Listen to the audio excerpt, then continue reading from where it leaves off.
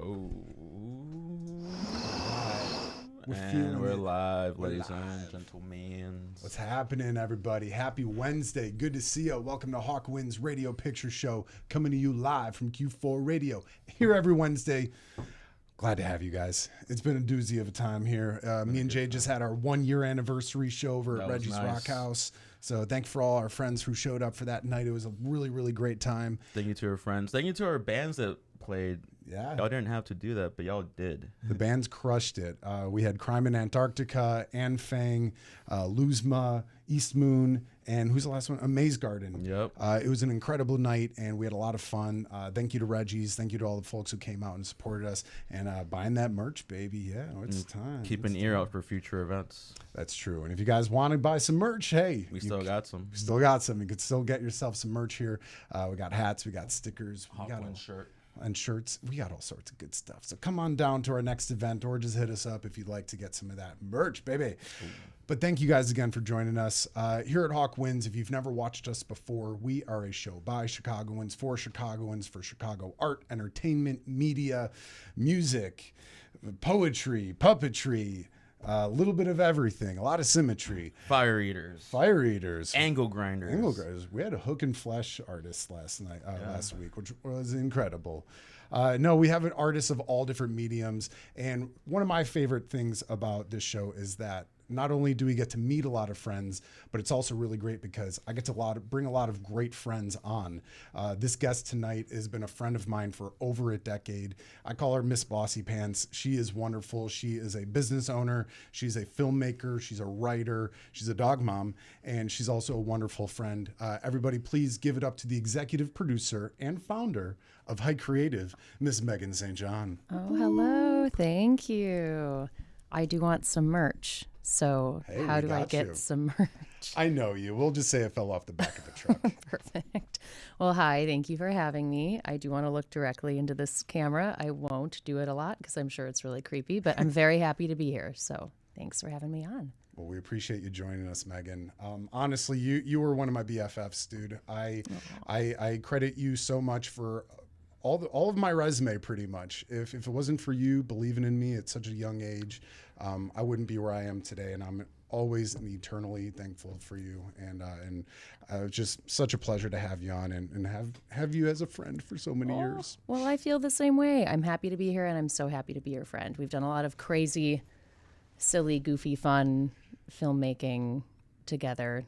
And just other silly, fun, crazy, goofy things. Done too. a lot of So- crazy, silly, goofy stuff off camera too. Yeah. yeah. Well, thank you again for joining us. Let's get down to the brass tacks of it. For those who have never heard of Megan St. John, who are you? Ooh, I guess I am a producer. That is what I do most of my time, I think. I'm a line producer. I freelance as an agency producer, but I'm also a production company owner. So I own Hike Creative here in Chicago. I'm the EP there, so I do a lot of the daily management of the business, new business, things like that, client relations, budget management. And then in my free time, which there's not a lot of lately, but I love writing. So writing, directing, narrative work, that's like why I got into this industry. So that is what I like to think. I'm a producer by day and a filmmaker by night, although sometimes I'm still a producer at night because it's a lot of work. But yeah, that's kind of who I am. And you also got a degree for writing at the University of Chicago, correct? Yes, I did. So I got a bachelor's in theater and performance studies at U Chicago and a minor in creative writing. And I say that I got a major, I say that I double majored in film and theater, but I was one credit short. It's a long story, but I still claim that I did it because I took all their classes. So I mean, being a business owner after graduation, that's got to give you a couple credits automatically, right? yeah, it's weird. It's not what I ever envisioned at all. Like when I was in school, I always thought I would go on and live in LA and be an actress, which makes no sense because I'm a terrible actress. I wouldn't say that. Oh no, I'm pretty bad. But I am free, so I have cast myself in my own short films. But yeah, I never thought I would be a business owner, and it was like a long road to get there, and I love it. It's sometimes annoying because I wish I didn't love it so much. Sometimes I wish I could go and work somewhere else full time and not have the like. There's a lot of weight you carry. There's a lot of like additional stress, but it is like a really proud thing. So I love it. And you should be proud of it. And, you know, for folks who have never heard of Hide Creative, can you tell us a little bit about what you do and what are some of the missions you guys are accomplishing? Yeah, sure. So we do commercial work primarily, and that wasn't always the case. We kind of started off with music videos, or corporate work, things like that, dabbled in narrative, but now we focus on commercial work, and we do a little bit of everything from like product specific work, like tabletop kind of stuff, to more scripted sort of commercial 30-second, 15-second spots. It sounds kind of boring surface level, but it is really exciting. It's being able to collaborate with different directors all of the time and different agencies and different brands to tell their story in a unique way. I don't know. It's not as like, it doesn't always feel as creative as narrative, but it is still telling a story. And that quick collaboration is really exciting to us. So. And you got quite a crew behind you too. You call it your film family. I do. You got a pretty tight crew there. Yeah. I mean, I feel like I am insanely lucky. I've been working with some of the same people for, God, I don't know. When was 2012? That was 13 years ago. A long time ago. Yeah, a long time ago. So yeah, like 13 years, some of us. And the days are long and sometimes the work is not always super enjoyable, but being able to do it with people that you love and like friends that you really have like kind of built a good a family with over the years is really exciting. Anyone you want to give a shout out to? Any birthday boys? Oh, it is his birthday. It is Tom's birthday. Happy birthday, Thomas Bahamas. He better be watching. Told you to tune in, Tom.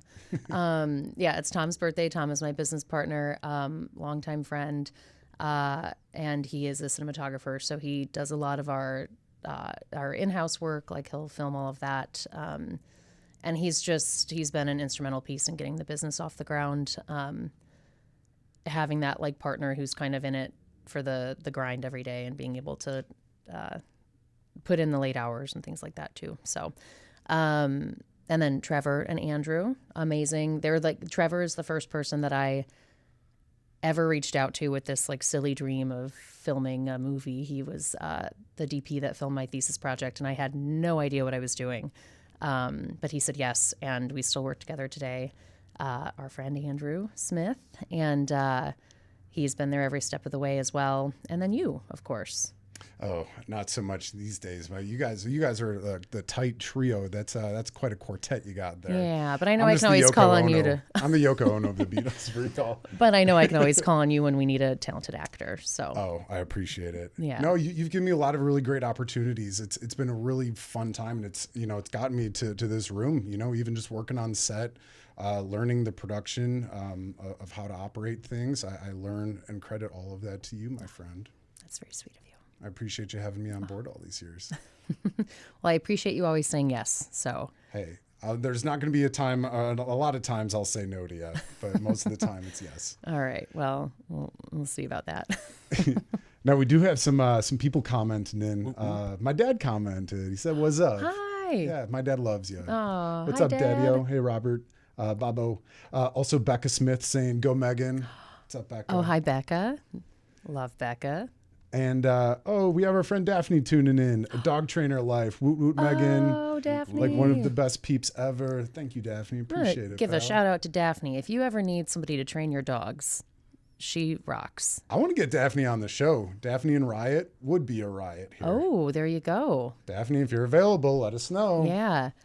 I don't think Misty's very trainable, but I think Daphne could train her. Daphne's very talented. Hey, every dog could be trained, right? Right? Maybe. I don't Maybe. know. Most. Tell us I about hope so. Tell us about your pups. You got 2 beautiful dog pups at home. Oh, I do. Wyatt is my giant hippo. He is a black lab staffy mix, and his head is the size of a basketball. It's huge. It's fucking huge. He's huge. For Halloween, we have to get him 2 different sized costumes because the body is always too small for the head, or like vice versa. We have to get a separate size for his giant head. And then Misty is our new addition. We just got her in December, and she is very beautiful, but likes to bark at nothing but me all day long. Like Wyatt will bark at the mailman, he'll bark at the FedEx people. Misty just looks directly into my eyes all day and barks, which makes working from home really, really exciting. But she's a good girl. I took her into the vet today to get, they call it her nails and tails, that beautiful anal gland situation that they have to get fixed every couple of weeks. And she did not like it. She did not have a good time. But Wyatt loves it. He goes in there, he gets fed treats. Everyone loves him. So there are two different personalities, but they're getting along, and they're just, I don't know. I love them. I'm grateful. I'm trying this new thing. I guess it shouldn't be a new thing, but a friend of mine told me a couple of weeks ago, she's like, you just need to think of what you're grateful for every day when you wake up. And that's one of the things is my dogs. Every day I just look at them and I'm like, oh, I love you so much. I'm so grateful. And then Wyatt like eats one of my shoes and I'm like, oh no. They are beautiful pups. Wyatt's head, you're not lying. It's literally the size of a basketball. It's huge. Jesus. His adoption description was bowling ball with legs, and it is like spot on. 100% accurate. Yeah. He looks like he could pill pop tennis balls. Just wolf them down. Don't tempt him with a good time. He loves He ball. loves tennis balls. He loves ball. Yeah, he is such a goof. Ball is So, life, guys. ball is life. Ball yeah, is life. especially if you're Wyatt. So, yeah, I'm surprised. I crept on them as soon as I pulled up, and I looked on the Furbo. I was like, all right, they're cool. They're watching Stranger Things right now. They're on season 3, and they're doing fine. But I always worry I'm going to look in the Furbo and see one of them just doing shenanigans that they should not be doing. But usually they're both pretty depressed when I'm gone. So I guess it's Can you tune in on Verbo or the what is it called on again? Furbo. Furbo? Yeah, you can chuck treats at them, Oh, really? and you can talk to them. I don't do it because it really freaks Wyatt out. Yeah. Also, he doesn't eat when we're gone because he just hunger strikes. So I'll chuck treats at him, and he'll just look at the Furbo and be like, "No, I can't eat that." And then when I come home, he'll gobble all of them up. So that's kind of our thing. He's our big baby. My husband Brian is out of town for the week, so they've been selectively eating. They've only been eating treats. They won't eat real food because Dad is not around. So that's been fun. Oh. And let's talk about your hubby, Brian. You guys just got married earlier this year. Congratulations. Yeah, thank you. See that rock, girl? Come on. Oh, this old thing. Bling, bling. Yeah, we got married in September, and I met Brian on the set of my first short film that I wrote and directed, Broiled. And he came up, he came and auditioned because of you. You guys were longtime friends growing up, and You're looking for a cop. I was looking for somebody to play a cop, and Brian showed up, and he was late to the audition, which should have been a red flag. It wasn't. But yeah, he's a talented actor as well. He does a lot of Shakespeare acting, which I support his passions. Is not my jam. But I support his passions, and he does Shakespeare in the park every summer with his old college, so he'll go back there and do that. And he's really talented. And yeah, we started dating. It was long after we filmed Broiled, so it was a couple years later. But I don't know, kind of cool how you meet people. I'd say it worked out pretty well. Yeah, I think so. Brian, if you're listening, we love you, buddy. Shout out. Good to see you, buddy. Well, I guess you don't see you see me. That's weird. Yeah, I remember that too. That was such a fun summer. I really loved that opportunity to act in your film Broiled. It was so much fun going down to Southern Illinois, and we shot in Sycamore. Yeah. And, what other territories were we in? We were right around, or no, we were by Northern Illinois. Yeah, it was. We were in Southern. It was DeKalb, Sycamore, a couple of the towns out there. I think still to this day that is the coolest thing. It's the thing I'm most proud of, I think. And it's not to sound cynical and like an old person, but now I would never, I would never be able to do that, because now I know how the industry works, and it's such a big ask to ask people to donate. I don't know how many weekends we filmed, but it was multiple weekends over the summer, and people like got in their cars, they drove out there on their own because they were just so excited to make a movie. And like, that's such an incredible experience, and it's something so flattering and like humbling that people want to be a part of something that you want to make, and then you get to make it together. Like, I look back on it sometimes.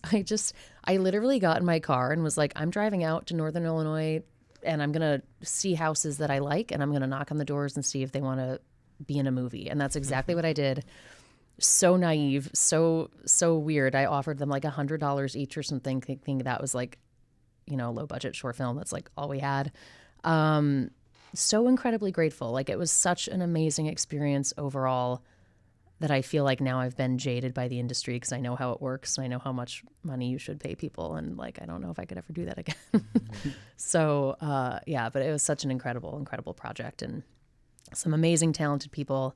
And like lifelong friends, like people who, like Dwayne, shout out to Dwayne. Shout out Dwayne. Dwayne became an amazing friend. He was one of the locations that we shot in, and Barbara, shout out to Barbara. It's just amazing people and amazing friendships that I think, I don't know. I mean, I've never worked in another industry, but I don't know if you meet long-term lasting friends. I'm sure you do, but like, film is just, you like go through it together, you create together, you make something you're proud of together, you see the end product together. Like, you really create like a community when you're doing something like that. Mm-hmm. And I don't know, I'll always forever be thankful for that experience.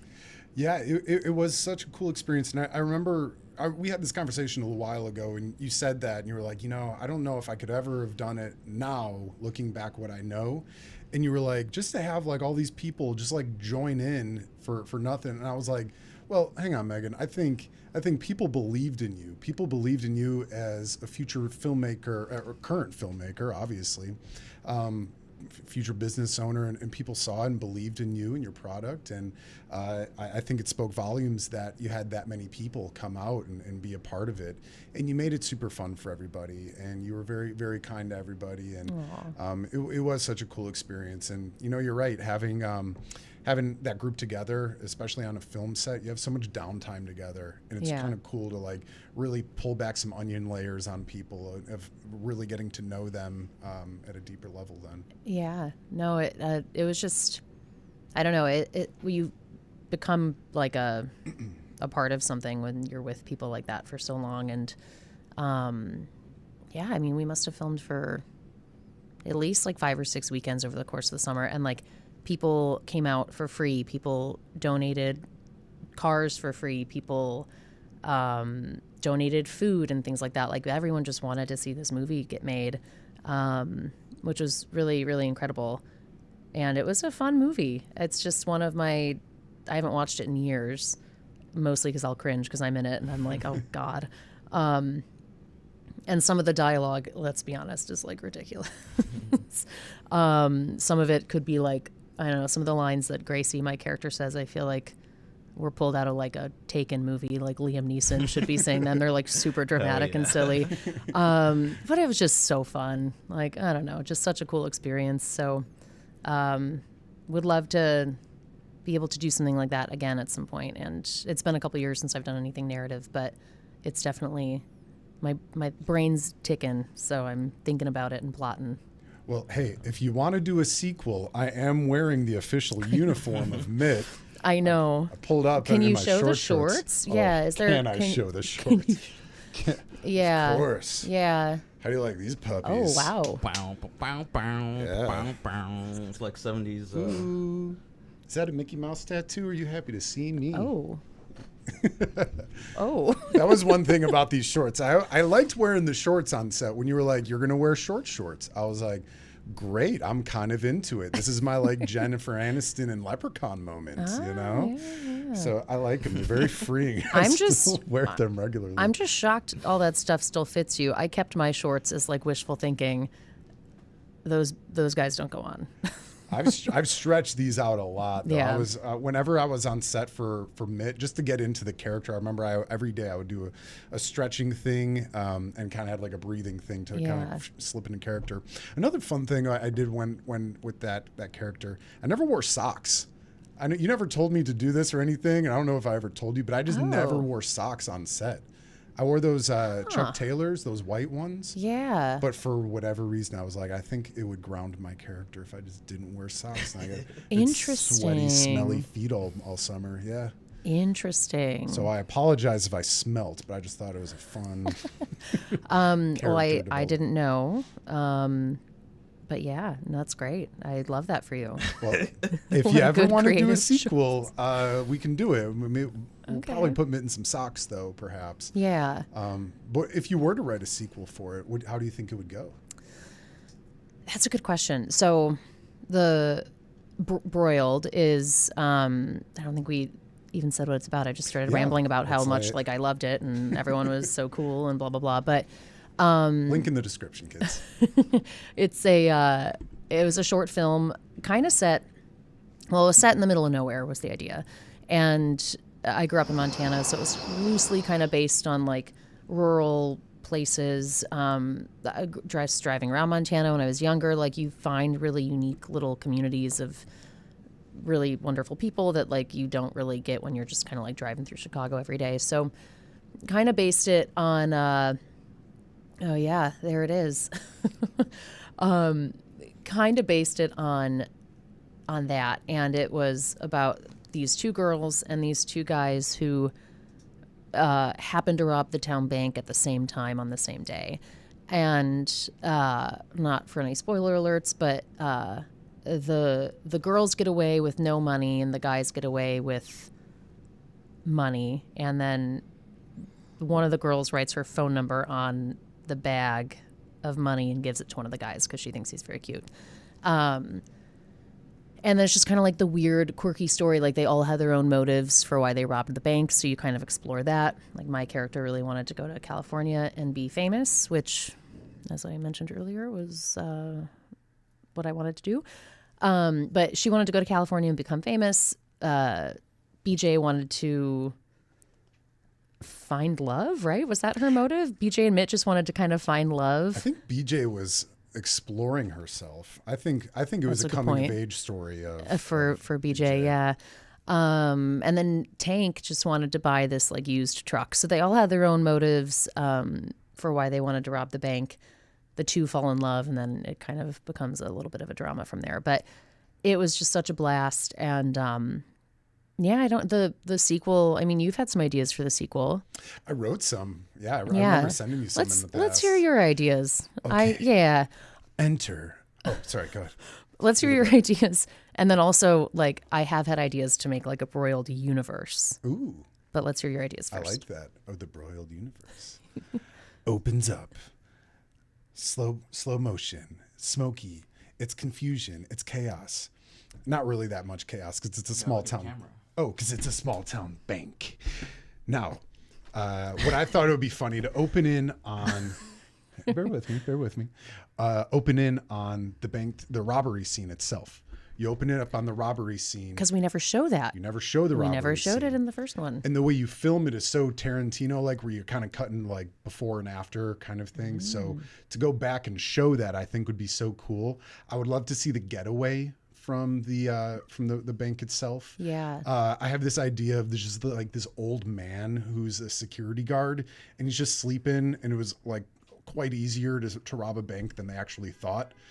Just because it's a small town, not a whole lot happens. Yeah. And then maybe cut to like them after spending it. Maybe there's like, and I think Brian the cop, he's like hot on the trail. He's like a hound dog. Maybe Wyatt and Misty could be his sniffing hound dogs, and they're like trying to like recover the money after that.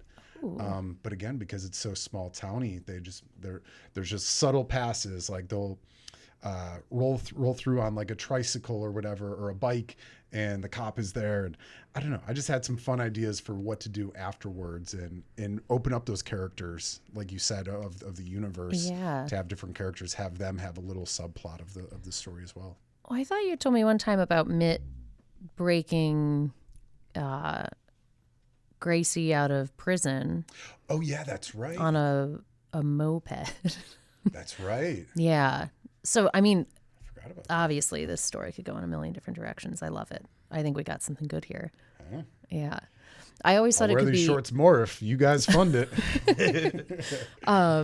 Yeah, no, I thought it could be interesting because we had so many cool little characters, and it was a 35-minute film. And within that, there were just so many unique characters. So there was Gracie and BJ, the two girls. Elizabeth, shout out to Elizabeth. Elizabeth Steinhold. What And then there was Tank and Mitt, you, and then Andrew Class. Amazing, amazing friend, and such like an amazing person to spend a summer with. You could not ask for a better soul. He's the best. Shout out, A. Hey. Hey. And then we had our grandma, Julie Mitri, another Julie's amazing the soul. best. Julie rocks. Julie is. But she had like this. God, it's been a long time since I've seen it. I'm ashamed. The grandma, she was BJ's grandma, and she had this like love for Jesus, and cooked with God and put God into all of her sweet potatoes that she cooked. Went to a lot of church potlucks. And then Gracie's stepdad, played by Kevin, shout out to Kevin. He loved his bowling league, and that was just his life. And then we had our cranky neighbor, Barbara. And then we had the paperboy, Kyle. And all of those little characters, like they all got their moments, and they all were just super unique and quirky and odd. And I've always thought it could be so fun to do like little shorts. Like we have a short focused on Kevin and his bowling league and like what they really do. Like what is the pinball machine like? Why is it so important to him at the bowling alley and things like that? And then like, why is the neighbor, maybe it's like another feud like earlier on in like their lives, if another feud between like the neighbor and Gracie, and like that's why, like why don't they like each other, and we see like the root cause of that. So I don't know, a broiled universe, give me $1 billion and I'll sit down and write that shit all day. Hey, hell yeah. You hear that, Elon? Send it our Sponsor us way. right now.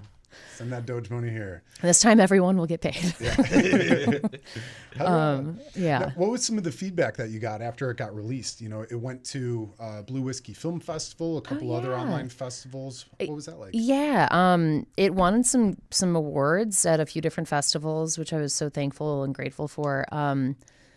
And Elizabeth won Best Supporting Actress at the Blue Whiskey Film Festival.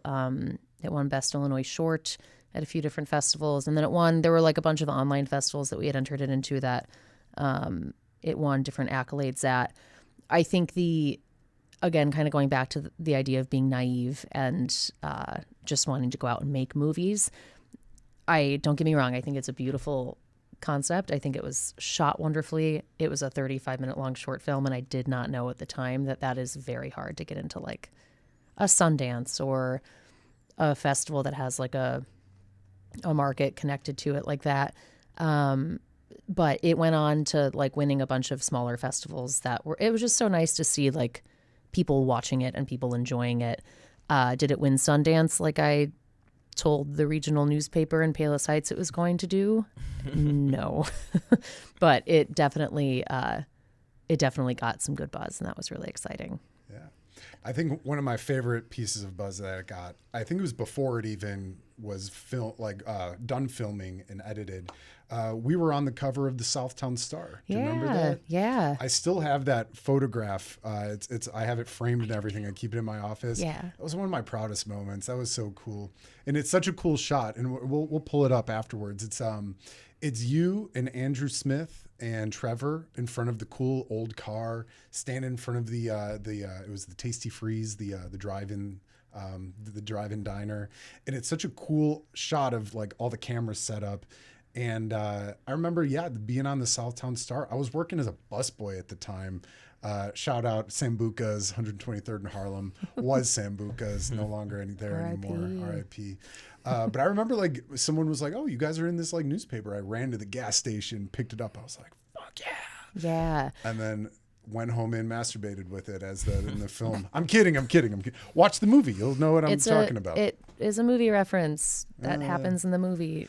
Waka waka. Watch it. That was so cool though. I thought that was really great recognition. Yeah, no, I was working at Orland Township at the time. I was their marketing coordinator there, and so I I spent a lot of my like days reaching out to different newspapers and trying to like promote different events that were happening at the township. And so I don't know, I just kind of thought to market the shit out of it and try to get the buzz out there. And it was really cool just to see how many people were interested. I met with a couple different reporters that summer to talk about it, and just the support that people have for that, like for the art form and just for people kind of going out and doing it is really cool. And actually, there's a really talented director that I have from Palos Heights. His name is Jason, and Jason Nade, amazing director. He saw that story in the paper all those years ago, and we connected and grabbed coffee and talked about filmmaking. And then a couple years ago, we reconnected, and now we work together. And it's just, you never know where those connections are going to go. Just filmmakers meeting filmmakers, because, you know, we gotta support each other, and you never know. Real where that'll recognizes lead. real. Yeah. Now, what would you like to see done in the film industry as it is today for it to really flourish? Whether it be independent for folks who are making their own films, if you want to own your own production company, what would you like to see the change in winds? I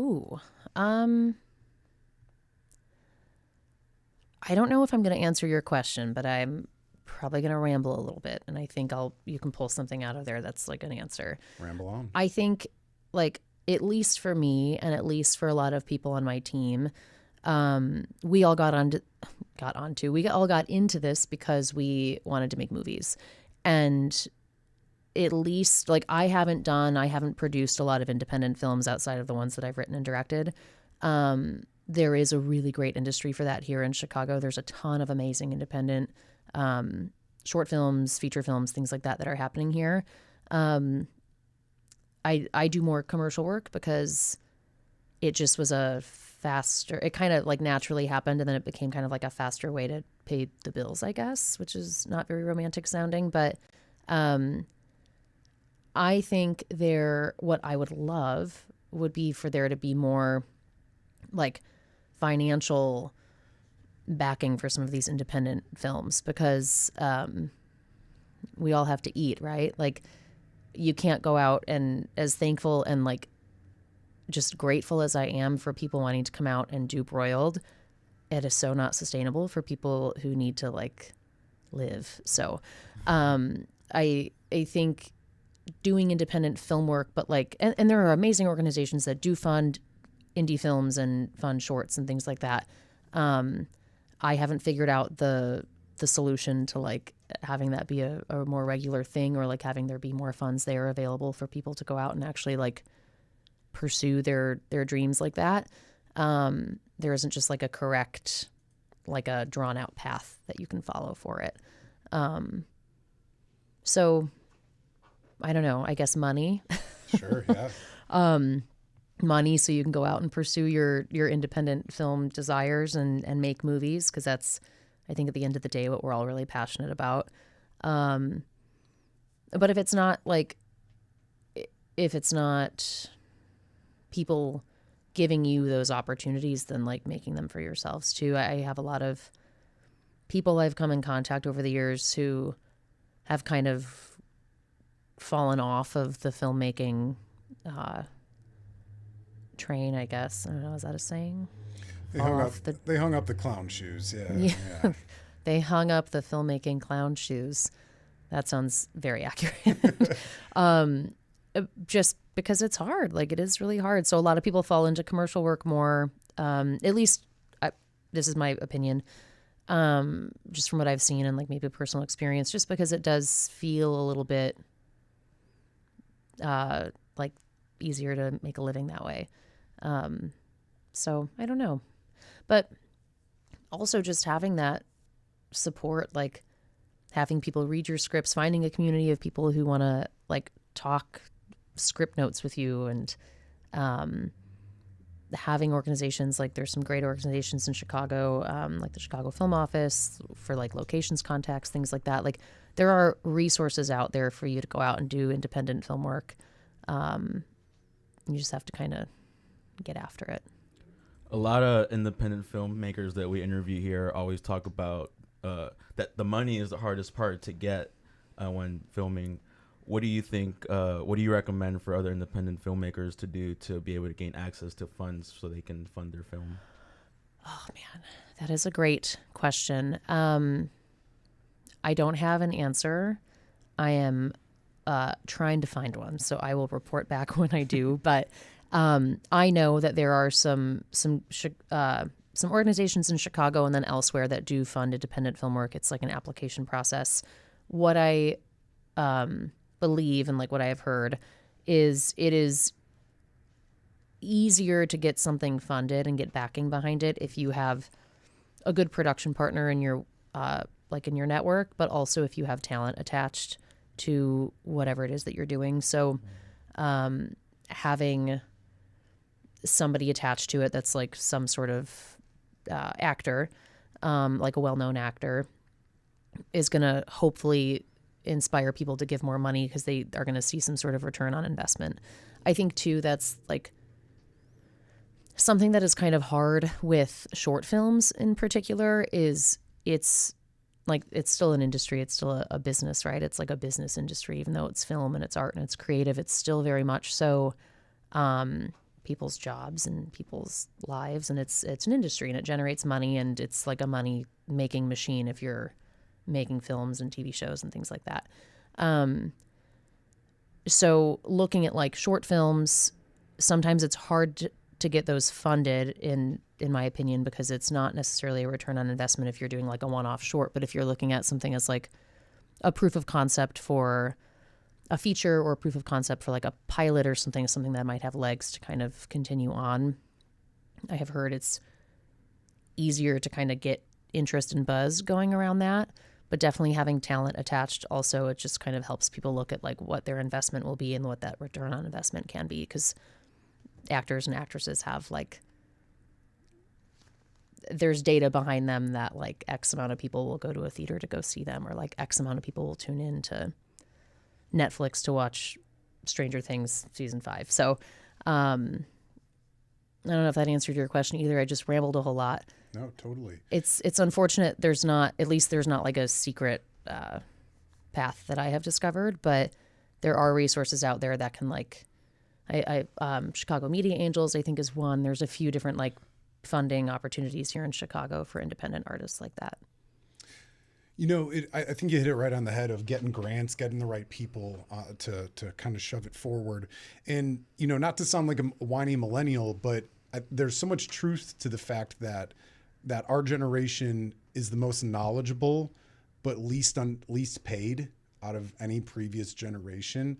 And I was hoping maybe you could talk about what your opinion is of that in the filmmaking and entertainment scene, when, you know, people want to make these really great stories, but they might not have the funding for it. But then again, some teenage kid with an iPhone is crawling up on a Taco Bell counter and getting millions of views. Do you think there's kind of a weird shift in it? Like, because I've joked about this before, that if Charlie Chaplin like saw what TikTok was, he'd cream his pants. He'd be like, "Oh, this is so much easier. I don't have to clip anything. like this is wonderful." Good. That's probably how I would do a better impression, but I'm not going to. I guess what's your take? You don't on need that? to. I'm envisioning exactly what that looks like. What is my opinion on?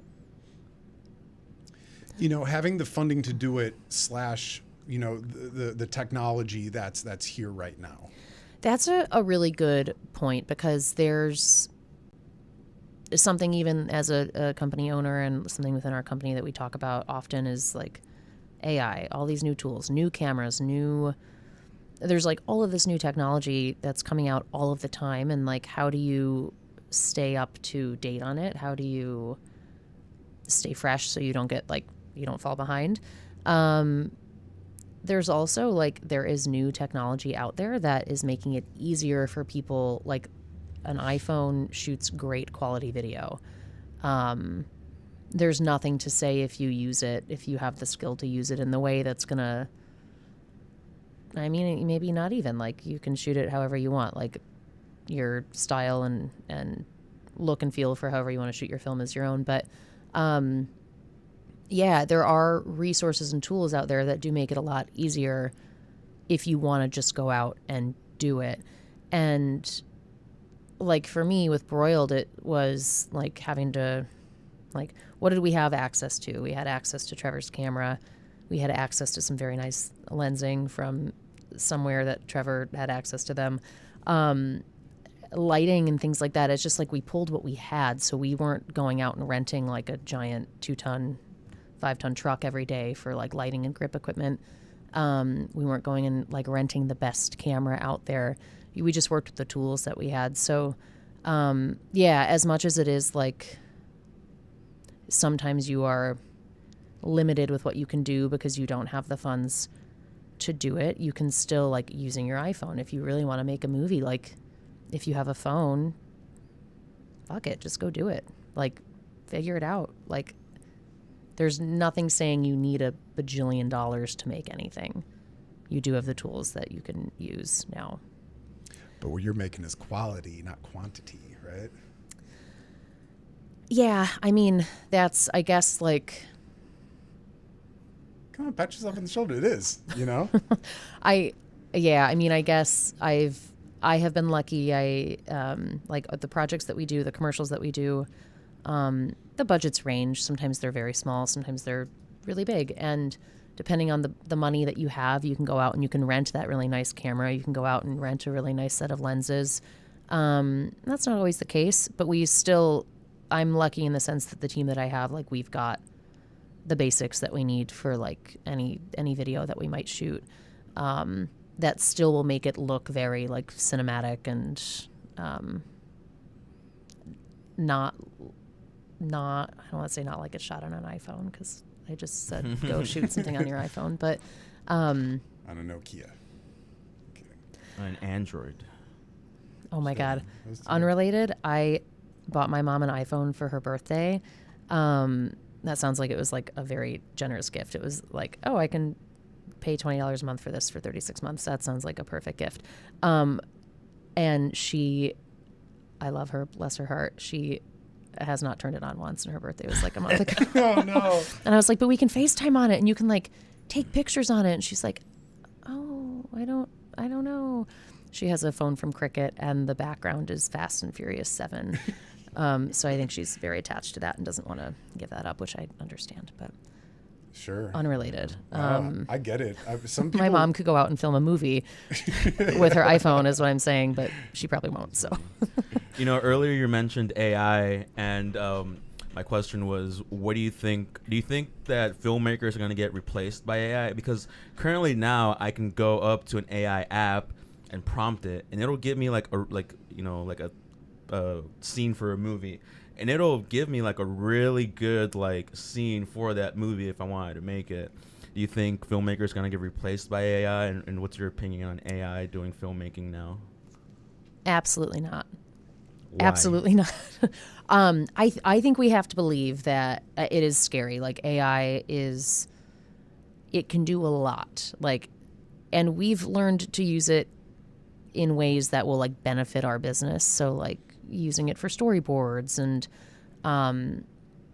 things like that kind of help maybe put an extra layer of polish on something that, or like for lower budget things, like if we don't have budget to go hire a storyboard artist, sometimes we can get like decent looking boards out of AI. I have to believe that people still want to work with people at the end of the day. I'm sure people will use AI for videos, but like you're not going to get that authentic quality, and you're not going to get that experience either of going out and making something and working with real people to tell that story. At some point, it all just feels very artificial, and I have to hope that people I think AI will never go away, obviously. So like, how do we use it in a way that will help us grow without replacing jobs necessarily? So I don't know. That's kind of my thought on it. A lot of the newer generation, they're very closed off and in their computers, and they prefer to be online with their friends rather than being social, you know, like talking one-on-one. And I've noticed this because like I have a 12-year-old sister, and that's pretty much what she does, just get on Roblox all day and just chat with her friends and stuff. So I'm thinking that because people are going to be less social, they're going to probably want to go to like things like AI to do their stuff instead of having to interact with like 20, 30, 50 people. You know what I mean? Do you think Yeah. that's true?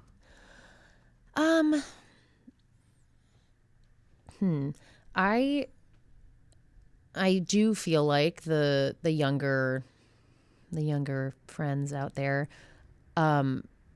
like we didn't grow up with phones in front of our faces from the start. Like I feel like a lot of the younger people out there have had that technology so easily accessible for so long, so it probably does feel a little more natural to them, to just kind of be like that's a part of their lifestyle. I don't know. I mean, it's It's scary. it is scary. It is It's scary to scary. think, dude. And yeah, and like I would like to think that like access to technology at such a young age hasn't made people antisocial and things like that, but I'm sure it has. I mean, like we all sat inside for however long during COVID, and like I used to feel like I was a really confident, outgoing person, and then sitting in front of my computer and staring at myself on Zoom for like 8 hours a day working with like different agency clients and stuff, then going and like doing something like this in person or like going to like a client dinner or something, there was like a weird learning curve of just, I'm not used to being face to face with somebody. There's like a weird level of anxiety there. So yeah, I mean, unfortunately, I'm sure that they're like that lifestyle of kind of being more on the screens maybe creates that kind of feeling in people potentially. Yeah. We got a really good comment here from our pal Becca Smith. Becca says, I work in technology and I don't think AI is anywhere close to replacing the human touch. Ooh. Well said, Becca. Thank you, Becca. Wise, very wise of you, Becca. Appreciate it. Now, Becca was my maid of honor at my wedding. Shout out to Becca. Shout out, Becca. Love you, Becca. One more AI question. Well, I guess maybe not AI, but just technology question. Do you think the way movies are going to be made in the future is going to be affected by the way social media is now? Because everybody's into like 30-second reels and 32-minute content on YouTube and stuff, and people's like, and it's been proven that like kids, like it's the attention spans have been shortened nowadays, as to like maybe we were used to like 2-hour long movies. Do you think maybe like in the future they're gonna make like maybe like 30-minute movies and that'll be like the standard? You know what I mean? Ooh, well, if that's the case, Broiled will fucking nail that timestamp. I don't think so. I think that movies, it's an art form, and I think it's an art form that will be here for a long time. And I hope that it doesn't become an art form that you only watch from like a 55-inch TV screen in your house. Or even worse, a 4-inch phone. Or a phone. I took a class in college about size in art, and one of the comments that they made was about films, and like you have a beautiful movie like Legends of the Fall where it's all like landscapes and outdoors and Brad Pitt and beautiful stuff, and that is made to be seen on like a huge screen, and then you watch it at home and it's still a beautiful movie, but you don't get that impact that like you get when you just feel absorbed and like immersed in something like that. I feel like movies have started to move away from that of like, oh, it's going to be viewed on the big screen, so like let's make it epic for that experience. But I hope, and I don't think that they are going to move away from like being feature-length films. I really think there's enough people, and also if we continue to make good movies and like we can continue to educate younger people about filmmaking and get people involved as well, like it's a catchy ass thing. Like everyone who makes a movie or is a part, like on set, like I don't know, you just feel that sense of community, and I feel like if we can continue to foster that, people will want to get involved. Oh yeah, I like that. As long as we keep educating the younger people about filmmaking, they'll be into it. That's pretty cool. And the community aspect is so fun about film enjoyment. When you go to watch a movie in the theater, I love hearing what other people are laughing about. Like just to soak it in from, and like you'll see them as they walk in, you know that like younger couple is going to laugh at this part. This older couple is going to laugh at this part. Yeah. I think that's so fun to absorb that kind of humor as it reflects on our society. Yeah. It's like these demographics find this so funny and they relate to it. But if there was one thing that I think I would like to see in the film, to touch on what you were saying of the shorter attention span, because some movies are long. Like a long time ago, you and I went and saw Beauty and the Beast, and it was like fucking 3.5 hours long, and I had to pee so badly. Yeah. And you know what I want to bring back? Intermission. Let's all go to the lobby. Hell yeah, sign me up for that, because I got like a Right? 45-minute clock on me before I have to go to the bathroom. So It's fair. yeah, You that get a would be lovely. Big icy. You gotta whiz sometimes. Yeah, yeah. A big icy. Yeah. Or you do what Becca and I have never done and order a 12-pack of White Claw at the theater and then drink that while watching Twisters. You need an intermission after you drink all this White Claw. Sure. What was the most weirdest thing you've ever snuck into a movie theater? Both of you guys. Oof. Probably a 12-pack of White Claw. 12-pack White Claw. Pack of White Claw. I can't think of one. Come back to me on that one. I don't know yet. Mine was 2 cheeseburgers from the Burger King across the street. Ooh. I guess it's not too weird, but you know, Yeah. people usually sneak in like fucking candy bars and shit. I was like, fuck that. I'm gonna sneak in 2 cheeseburgers. I'd have to say the strangest thing I've snuck in is myself.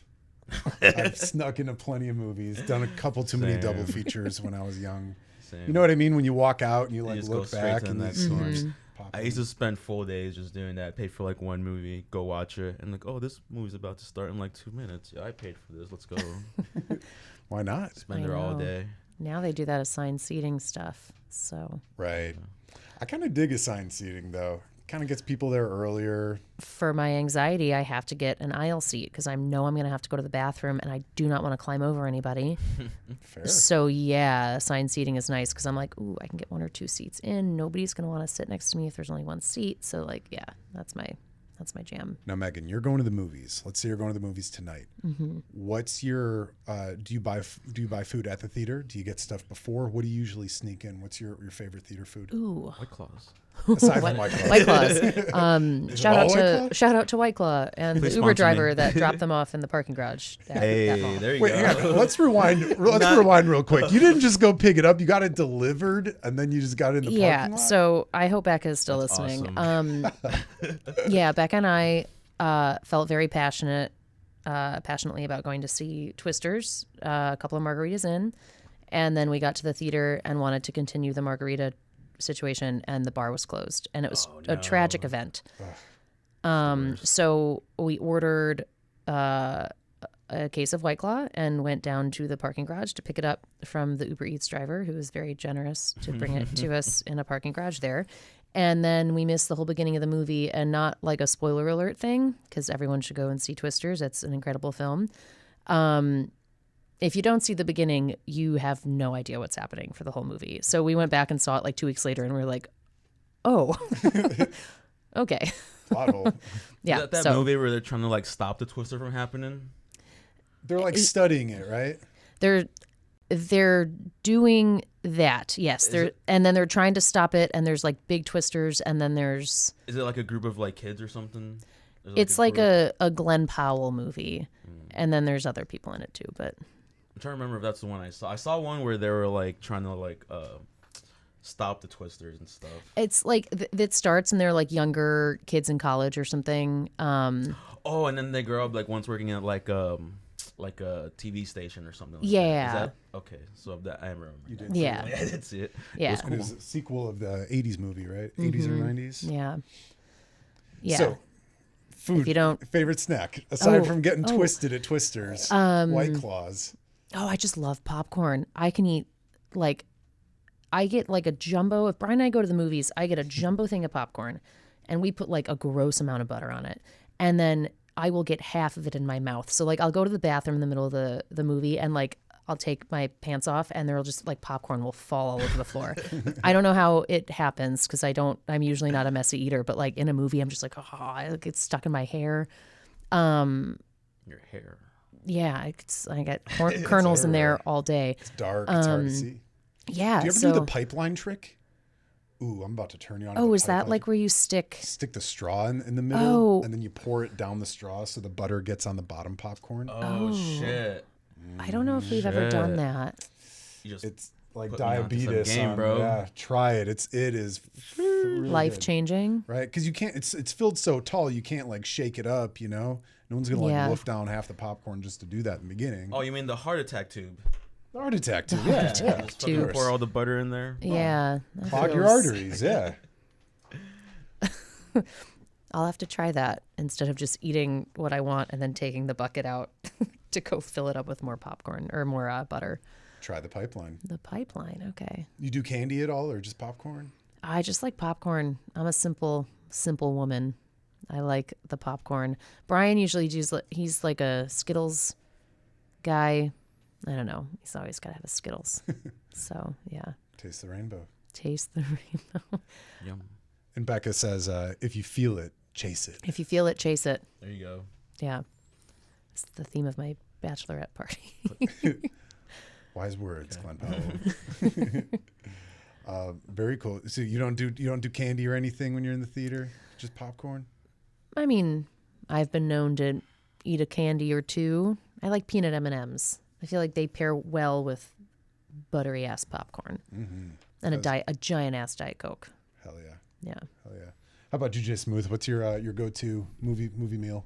One of those personal size pizzas, a giant Slurpee like the blue colored ones, and probably a pretzel if I'm feeling it. Hell yeah. And then 2 cheeseburgers from Burger King across the street. Yeah, you go to this one up on Western. What was it? Yeah, Regal Cinema? yep. That's a good That's one. That's my go-to. Back in the day, I used to go to the Logan one when it was like $5 to watch like older movies and shit. Yeah. They was- still it do was it, cool. don't they? Nope. Logan Theater? Now it's like 15. Now it's just a regular movie theater. Yeah. They played old movies, but they charge you regular prices. Fucking inflation. Damn inflation. Goddamn inflation. That's a cool theater. I really think that's fun too when you see a certain movie to see it at a certain theater. Like Logan Theater, I saw Joker there and I was like so happy I saw it there because it's older. It's kind of like got that vibe to it, you Vibes know, are there. Hell yeah. compared to like just going to like a generic AMC, you know. I Yeah, saw, totally. Desperatu there. Yeah. Nosferatu? Nosferatu, yeah. Nosferatu. See, something like that. Like it's nostalgic. It makes you was feel like cool. you're going back to the olden times too. Spooky. I'm not into that. I You don't didn't like scary. Nosferatu? No, I won't watch it. I'm not a scary movie person. It wasn't that scary. Yeah, it was good. If you like young Johnny Depp, it's cool because like his daughter's in it. And you kind of see like the resemblance. Oh, that's cool. Yeah. I love Johnny Depp. Nosferatu. Megan, do you have a favorite theater in Chicago? Oh, I love the Music Box. It's so good. That's where we screened Broiled, which was really cool. And I've seen some amazing movies there, like their Christmas, like holiday shows that they do every year. Die Hard. I saw Die Hard for the first time at the Music Box. Great Christmas movie. It slapped. Yeah, it was really cool to see it on film too, and just see it in that space. So, yeah, the Music Box is awesome. And now I'm like a boring person. I live out in the suburbs, so we'll go to Oak Brook, and that's where the bar is usually closed. So Damn. So why do you go there? Just kidding. She's got white convenient, claws, bro. convenient. But yeah, I feel like since COVID, I haven't like I used to go to the movies all the time, and the last movie I went to right before COVID was The Peanut Butter Falcon, which if you have not seen it, Great movie. it's an incredible movie. It's one of my top 3 favorite movies, I think, right behind Con Air. But Shout out Nick Cage. yeah, shout out Nick Cage. I used to go like all the time though, and then I think we just kind of got out of the loop with it, and like we don't go as often, which is a bummer because like maybe I'm part of the problem. Like I'm saying cinema can't die, but here I'm not going to the movies every week and a half. I blame the streaming platforms. They made it so convenient so that we can just, even before the movie comes out, it's on the streaming platform before that, you know what I mean? So Yeah. it's like, why go to the movies, pay a shit ton of money, be with like 20, 30 people where, you know, I can't even put my feet up or whatever, and then, you know, do all that. Travel, then Can't travel smoke a blunt back. in the middle of the Can't theater. smoke a J. Come on. I have to order White Claws. I can just buy it from the store. Yeah, man. I feel like Yeah. I feel like COVID fucked that up for like the movies and stuff. Yeah. Right. And there was always that shift. There's always a shift in any industry, but it was so interesting to see film shift from movies getting made, going to VHS for people to watch, at home. They thought that was going to kill cinema, and then DVDs, then now streaming kind of killed that off.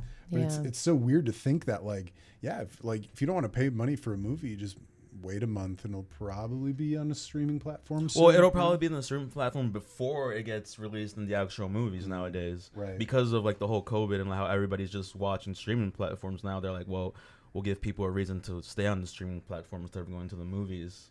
We'll post it before, and then you wait a month later, then you go see it at the movies. Yeah. And it's wild, man. I feel like we should definitely watch more movies outside. Amen. I like people. Amen. So Megan, what are you working on right now? What's the next project? Yeah. So we have a couple of commercial things in the works right now, which is exciting. It's been a pretty steady year. I feel like I just haven't, in the last couple of years, I have 2 scripts that I've been writing that I just haven't been able to really figure out. And like one of them is almost finished, but then I need to go through and do like a full pass at it again, and I just haven't been able to like figure out what's missing from it. And then another one was like a silly idea that I've been really passionate about for a while that I just haven't had the creative like time or space to really think about in more detail until last week, actually. So I spent a couple of days last week like really diving into the plot of that. And writing it, I'm writing it more as like an episodic piece right now versus like a feature. I'm going to keep that one a little under wraps because it's a little goofy and it's fun. But the other story is like more of a drama piece that I've been working on for a few years. So I'm finally feeling, I think, coming out of COVID, but also just life, right? Like being an adult and having to figure out how to like make my business like work and pay people and like live and things like that. I don't know. We get to a point in our lives and we have to start thinking about adult stuff, which is kind of a bummer. God damn it. Kind of a bummer. What do you mean it can't stay young forever? But I think I've been really focused on like the business aspect of growing Hike and building the business and going after commercial work. And so my brain hasn't really been in that creative space. But just in the last like week and a half, I've been like the ideas have been flowing. So I've been taking time every day and I've been writing. And the goal is to take, eventually I would like to do a proof of concept for this episodic that I'm working on and get some talent attached and see where it goes. Does your company only film commercials? And what's the difference between filming a commercial and filming like a full movie as far as like maybe gear, maybe like the writing process for it, stuff like that? Sure, yeah. So we do primarily commercial work, but we definitely would do like a narrative piece if one came along. For us, for me, when I'm doing my independent stuff, I'm writing it. I usually am planning on directing it, maybe acting in it if I can swing Trevor and team to get on board with that. But I'm usually writing all of that. I'm doing all the pre-pro on it. And then I'm like the one that's looking into the funding and everything as well. We've had people come to us in the past with scripts that they want to make, but we, like as a company, we don't provide any funding or anything like that at this time for like short films or features or anything. And then our focus being on commercial work, that's usually like working with like direct to brand or with an agency. And they usually, sometimes we'll do the concepting for them, but usually they come to us with like a concept in place and they just need a production partner or like a post partner to like bring everything kind of through to the end.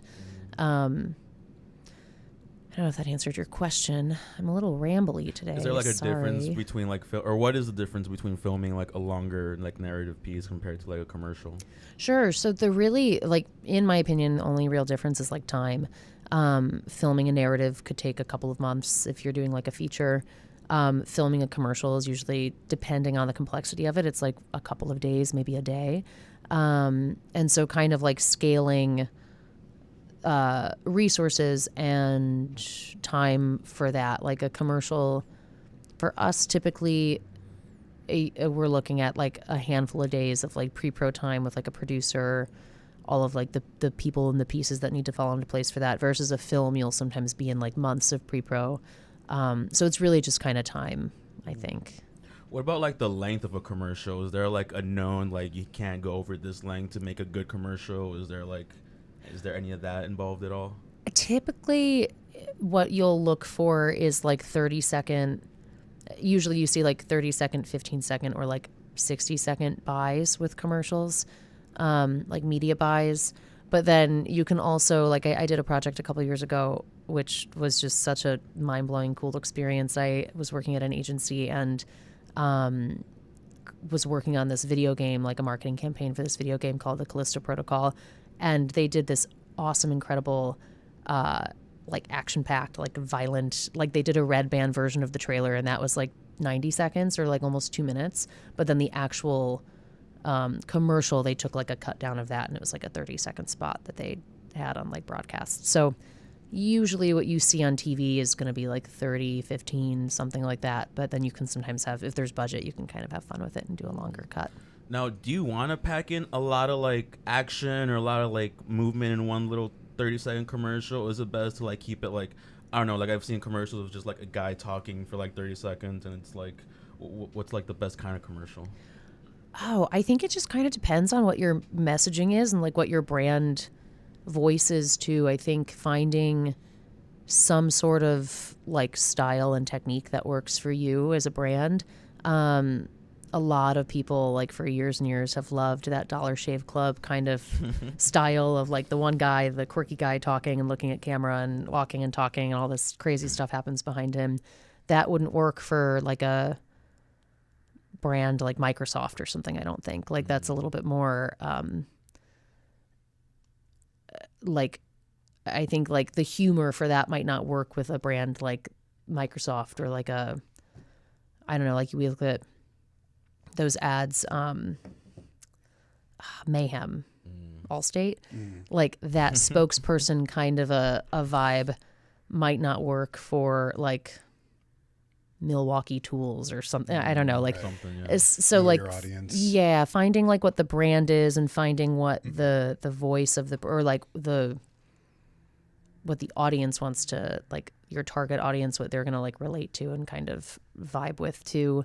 So there's a lot of like we do production, but we have done concepting and strategy and things like that in the past, but a lot of times brands will work with agencies who do like, they'll look at the data points, they'll do the strategy, they'll come up with like what's a good approach to really sell your brand, like what is the tone or the style, and then they'll hire a production partner to like execute.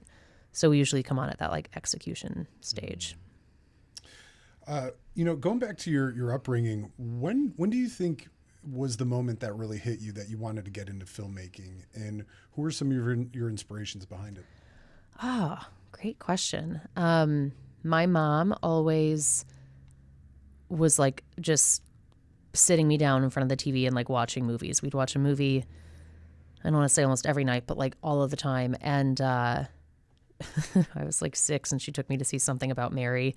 Like my mom just was like, let's watch it all, and who cares if it's R-rated and you're like 6 years old, like whatever, you're not going to get the hair joke at this age anyways. So I think like being exposed to movies like Legends of the Fall and just different movies, like my mom loved Richard Gere, and so we watched like American Gigolo and all these things when I was like in high school.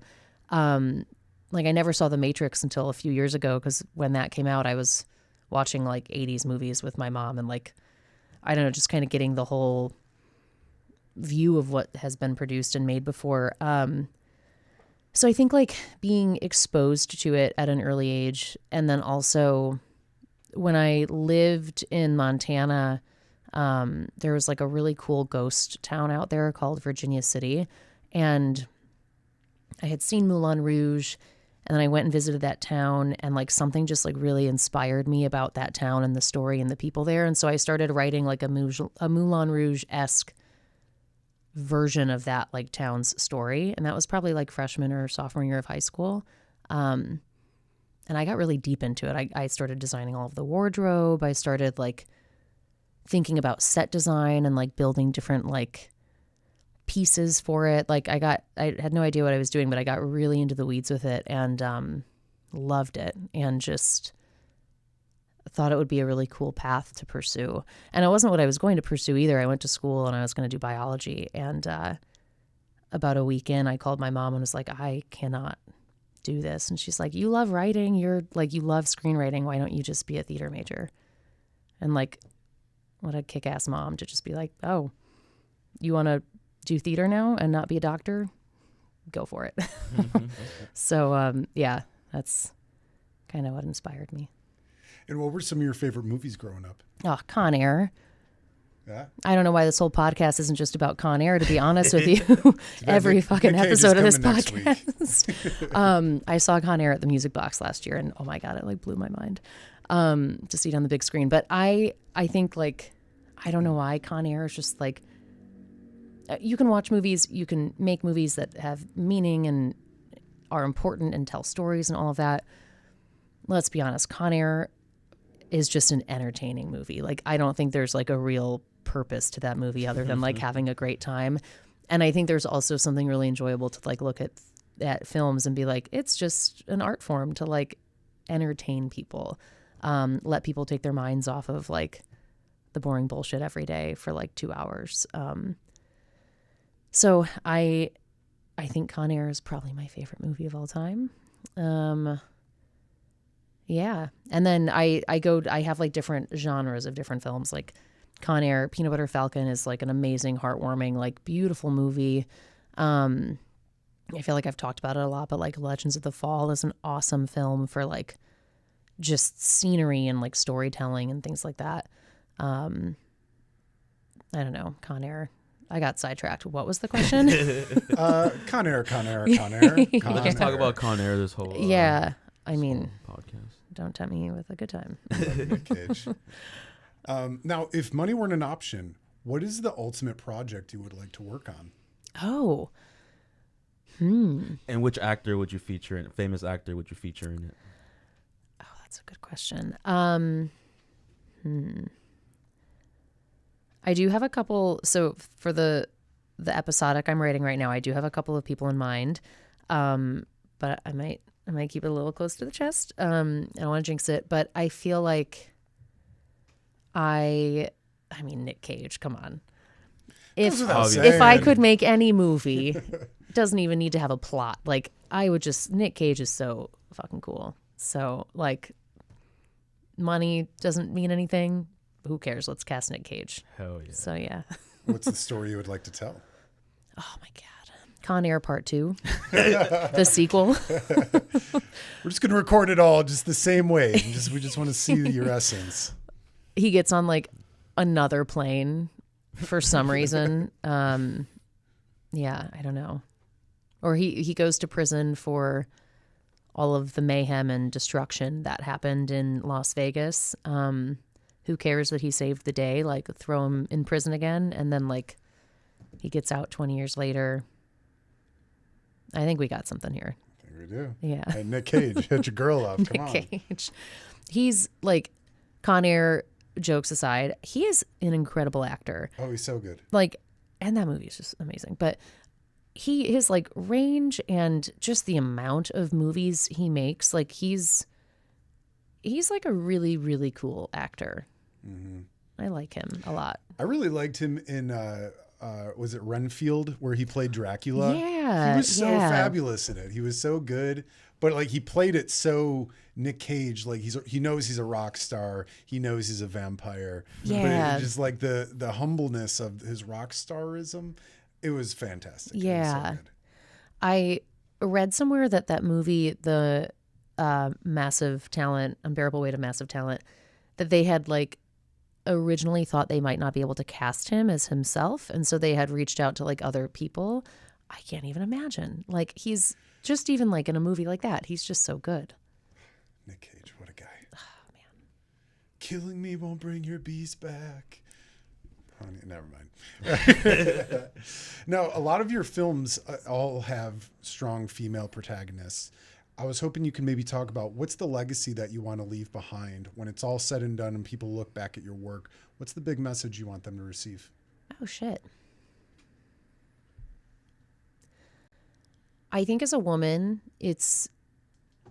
and I recognize it's kind of hypocritical saying this because I feel like a lot of the people in my like immediate day-to-day circle of production are males. But as a woman, it's so important to partner with other women and work with other women. And like, I think like as a young woman too, like I look back on some of my initial experiences in this industry and, not even like so long ago, honestly, too, but it's a male dominated industry. It feels like there's a lot of like older men in the industry that comes with like attitudes and things like that. Yeah. And I've always wanted to like, whether it's male or female that you're working with, that you're supporting, like supporting people and creating a set that is friendly and makes people feel welcome. And when you're telling those stories, like for me as a storyteller, like creating strong female characters is something that I think I have done and I would like to continue to do. But overall, like whether it's telling the story that kind of moves those people along, or like if it's creating a set that is just like a positive environment for everybody. I'm proud to be a woman-owned business, and I want to support women and I want to support everybody. So like, how does that work? How do we do that? And I think that's something that we aim to do on every shoot. And I guess, I don't think that answered your question, but I think the legacy I would like to leave behind is that we as a production company and like me as a producer, like worked with people that we loved, and we made people feel supported, and we made people feel heard. And we're a non-union production company, but we like to follow the union rules of like giving people breaks when they're owed a break and things like that. Like simple, just life things that like not all production companies follow, but like treating your people right and making people feel loved and heard is something that's very important to me. What's it like owning your own production company? Like, what's one big challenge that you had to face before owning to own your production company? If any. I don't want to ramble again because I feel like I am just rambling a lot to you guys. Please ramble. You're the guest star. I think that the biggest thing for me, again, like I didn't expect that this was going to be the path I took. And when I mentioned earlier that I didn't finish my film degree, I was one credit short. I had gone to the film department at my college and said like, hey, I wrote this script and I want to produce part of it. And they said, oh, you don't have enough experience, even though I had taken all of the production classes they offered. They're like, we're not a lot, but I took all of them. And hearing no really fired me up to go and like figure out how to do it. And so when I graduated school, I met with the entrepreneur program at my school. And I went in and the guy that I was meeting with, his name was Jerry. Loved Jerry, amazing guy. He gave me this book that said, it's like the $100 startup or something. And he's like, you really don't need any money to like start a business. You just have to start it, and you have to find like, you have to put work in your portfolio that can show you can do the work, build a client database, blah, blah, blah, blah, blah. I think the biggest, trickiest part about owning your own business, saying all of that, was like, it took a long time to get it to the point where it is now. And I didn't grow up with a lot. Like I did really start it like with $100. And while I think that is true, you don't really need money to start a business. What you do need is like people and support and friends that you can work together with who are going to like want the same thing that you want. 'Cause it's hard to kind of be on your own for something like that. I think I'm lucky in the sense that I have that community and that like circle of friends who have been there like every step of the way to kind of achieve Hike and like make Hike what it is now. It was a long road, and it was a long road of like troubleshooting, and like when you don't have like a bajillion dollars to start something, it is kind of like, it makes it a little harder. I guess that is my long-winded answer to your question. I think it's just finding the right people and not worrying about the money, because you're going to have to make it work somehow. Was there ever a time during your career where you were like, fuck, this isn't working out, I'm just going to give up? Or were you always just very optimistic about everything? I don't know. Yesterday I called Brian and was like, I'm going to go back to Starbucks. I hate this and I don't want to do this anymore. Okay. No, I mean, it's like, it is, I guess I'm so incredibly grateful for the fact that like I found what I know I want to do. Making movies and producing is like one aspect of that, but like owning a business is another. And as hard as it is, like I work a lot. Like I work around the clock. Sometimes like projects come and go. Sometimes projects don't exist. It's tough and it's hard, but like at the end of the day, like I love it for some weird sick reason. Like I really love it. So yeah, I probably once a week I'm like, nah. So all the time. Back to Starbucks I go, but I'm still here. So. You know, a lot of people think that owning a business, like, oh, I'm going to own this business and I'm not have to do any work and people are just going to work for me and stuff like that. But that's not true at all. It's what I've come to find out. Like when you own a business, you're pretty much doing everything all the time. Is that true? Yeah, and again, it's like, it's very rewarding. Like I'm not trying to complain and be like cynical, but it's so rewarding, but it is hard. Like I remember our first website, Jack probably remembers, it was like neon yellow and our logo was like this hand-drawn unicorn moose on like rollerblades and our name was Third Wheel Entertainment, and that was like the company, and that's what we were all like invested in. And it was like a dream. Like we started getting clients and people wanted to work with us, and the budgets were really small, but we were making it work. And then eventually you discover like, oh my God, I have to, like, how do I pay people? How do I do my bookkeeping, and how do I do my accounting, and how do I get production insurance? And oh my God, it costs a bunch of money every year. So like, how do I go out and get projects that will then pay for that, so I'm not paying for that out of pocket? Yeah, it's a lot of like, it was a lot of trial and error originally. And it is a lot of work. So is there like any advice you would give people that want to start a business but aren't really like, I don't really know? Like, what would you tell them? I would say, if you think you want to, you should just give it a shot. And you should do your research for like how you want to position yourself as a business, because we spent a lot of years, and I think it all works out for a reason, but we spent a lot of years like, oh, we're going to be a music video production company. We're going to be a film production company. And then we were like, no, we're going to be a commercial production company. And that we rebranded when we decided that. We hit the ground running in 2020. And ever since then, it's just building upon that vision. When you have like a strong vision, it's easy to do all of the tasks that go into it because you know what you want. If you're thinking about starting your own business and you know you want to like tackle X, Y, and Z, you absolutely should give it a shot. So how much would it cost to film a Hawk Winds commercial? Oh, mates rates. That's a real question. Mates rates. Mates That's rates. what I was really getting at. Well, as mentioned before, I can act in it. I'm a free talent, so you know you save a shitload of money right there. So. Hell yeah.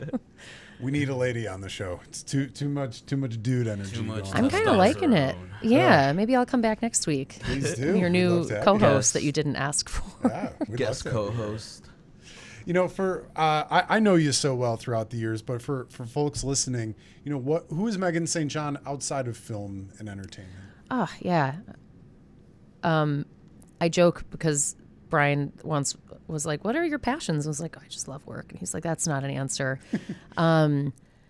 I think that outside of the film world, I'm really close with my mom. I love her to pieces. I'm close with my dad as well, but my mom lives here in Chicago, and I think I'm like somebody that just loves laughing and spending time with my mom, and I'm a dog mom, and I love yelling at Misty and hanging out with Misty and Wyatt. I don't know. I do work a lot, and it is a huge part of my identity. And I don't mind it. I think that's fine. But I think also that's part of the reason in the last couple of weeks where I'm like, I got to go make movies again, because that's why I got into this industry. Like, that's what I'm passionate about. Like, and that can be the passion, and that can be who I am. And then I can also like produce is like the job. So outside of making movies and producing, I am somebody who wants to make movies, and I have a dog, and I have a mom, I guess is the answer to those questions. Good answer. It's a pretty common answer in the sense that, like, when we ask people who are professionals at their craft, like, what is it that you do outside? And they pretty much say the same thing. Well, I don't really do much other than this is what I do. This is like my project, my hobby, my like passion, my whatever, my life pretty much. So that's a pretty... I feel that's pretty common among like professional people at their crafts. Yeah. It's your icky guy. Mm-hmm. And again, I feel like I'm lucky, like that I found a career that I'm also like, I would do it for fun. In addition to that, I do love setting ridiculous goals for myself related to working out. This year I told myself I would run 6 half marathons, and I have done 0. My new thing is saying I'll run X amount of half marathons and then signing up for them and then not doing them. So I should just make that like a goal. But I guess outside of work, yeah, like I'm always trying to find new ways to just like find that balance, and like whether that's eating healthy, working out, going to the movies, I don't know, trying to find that balance as well is important. Do you still swim? I know you used to be a big swimmer. Dude, I just signed up for a master's swim team. Yeah, I haven't gone yet, but yes. Sorry. Wait, mic check. Mic check. Sorry, that was my mic. That's cool. I forgot what I was going to ask you. Sorry. Something about swimming. Something about things you do outside of that. I listened to Brian DJ. How's that going? Actually, it's not. His decks broke like a month or 2 ago. Oh, no.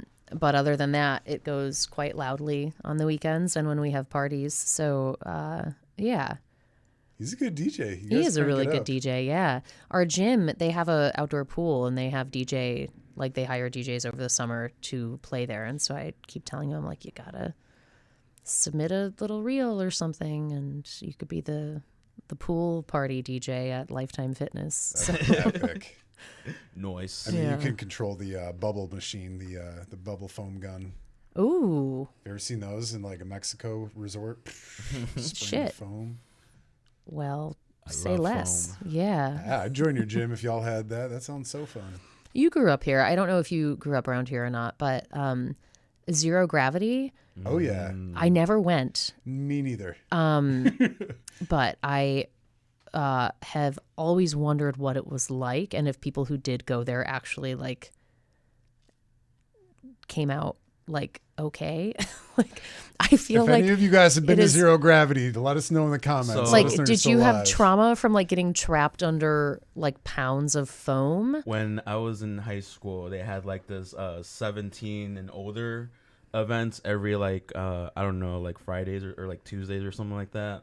I mean, they would serve like mocktails and stuff, like fucking, non-alcoholic drinks and shit, unless you were 21. But me and my friends would go, and it was literally just that. Just like get sprayed with like white foam, sometimes like some sort of goo that they would just like pink goo or something. It was nuts, dude. Like we'd all just come out of there like drenched in like shit. It was fucking dope. And we were all like 16, 17, just this is the closest thing we'll get into the club, you know what I mean? Right. Yeah. That was our Zero Gravity. Where was Zero Gravity? That was Was that Crestwood or think Palos I Heights? think it was like out in Oak Brook, or not Oak Brook, but like somewhere out there, more west maybe. Maybe. I don't know. Emily's tuning in, said, I never went to Zero Gravity because I wasn't a cool kid, but I heard it was sweaty and weird. And say that again. Yeah, that sounds like what that would be. I always wanted to go, but my parents were so like, don't, like, if I find you there, you're going to be so grounded, blah, blah, blah. So, like, I never got to go to that cool stuff, you know? Yeah, same. I'm giving my mom a lot of love on this podcast, but she also, single mom when I was in high school, and was very like protective, rightfully so. I was kind of a nutcase. But like was. But my Jack, mom nice. and I didn't drive. I didn't get my license until the summer going into college. So like I always would have to rely on other people to like drive me around. And she never wanted me going to like Zero Gravity, and I'd go to like, I don't know, is that Emily Trainer? No, you're Emily. Hello. BFF Amy. I have an Emily in my life, and she was like she's my best friend, and she's a high school best friend. She'd have parties, and I'd go over there, and I didn't drink or anything like that, but my mom wouldn't want me to go. She's like, I know you're gonna, like, what if something happens and blah, blah, blah. She was always really paranoid about it. So then when I met my friend Carly, it was my senior year, and I was really feeling myself then. And one night, Carly and I went out, and we met these guys, and the one invited me on a date or something. And so like he and I went off, and I didn't tell my mom. And then she called me like 1,000 times and was like, it's past curfew. Where are you? And I was like, I'm at the movies. And she's like, I'm at the movies. You're not here.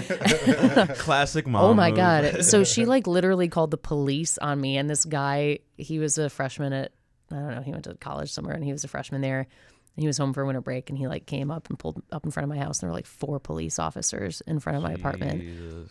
And it was traumatizing. So I did not fuck around after that. Jeez. So no Zero Gravity. What were you like in high school? What part of that? What clique were you in? Were you a troublemaker? So I, oh wow, this cord. Sorry, I have been sitting on your cord this whole time, and now it's all tangled up. I started freshman year, in the middle of freshman year. I started kind of, I don't know, maybe like in the fall or something. So I was a new kid, and I had moved around a little bit before that. And I never really had like a clique. I was on the swim team, and I was a really good swimmer when I was younger, which I think like I came in and I took some varsity spots, and I don't know if that went over very well. So like I don't really know how, like, I never really felt like I had like my team with the swim team necessarily. I was also like a complete fucking weirdo. Like my freshman year, I went through my rap phase where I wore like snap off sweatpants every day, and like my hair was up, like slicked back in like a bun every single day, and I wore like Slim Shady jean jackets. And then like my sophomore year, I wore like nothing but pink. Like I don't know, I didn't really have like a group. I kind of just floated around. And then Emily, I think, was my closest friend in high school, and she let me come in and out of her group on and off. I was really nervous and like anxious all the time. Like I did not like public speaking. I did not like, if I was in speech class our sophomore year, weeks ahead of giving a speech, I would panic. Like I'd have like panic attacks. Like I just did not want to get up and stand in front of the class. And then when I went to college, my roommate Laura was like super vibrant and outspoken, and like just, I had to keep up with her. So like that all changed. And then I found my confidence in college. But yeah, I didn't have a lot of that in high school necessarily. Yeah. You were a wild one in college. You still are a wild one.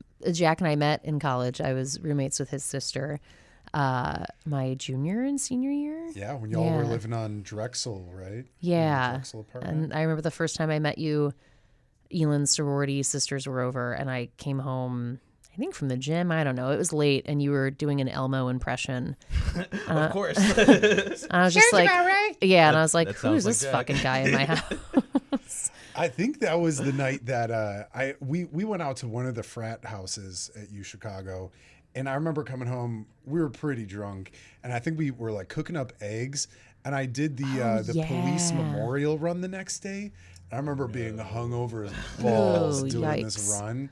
But thankfully, because it was a police benefit, of course, they had beers like on the halfway point. I remember chugging that beer, and I Oh, was bringing like, you back to life. Yeah. shampoo effect, you know. Yeah. Thank you all for letting me crash at your place. Oh, of course. Look at us now. Who Look at would've us thought? now. Who What's would've your thought? What's your favorite hangover remedy?